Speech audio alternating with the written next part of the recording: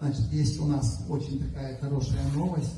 Значит, удостоверение ведомственной награде, нагрудный знак «Почетный работник воспитания и просвещения Российской Федерации».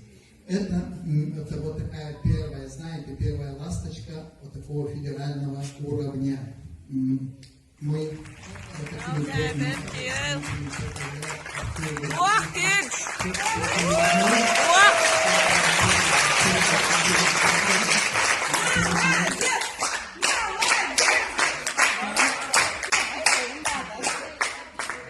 Аминь. И вот этот нагрудный знак этой награде, правда, очень высокая.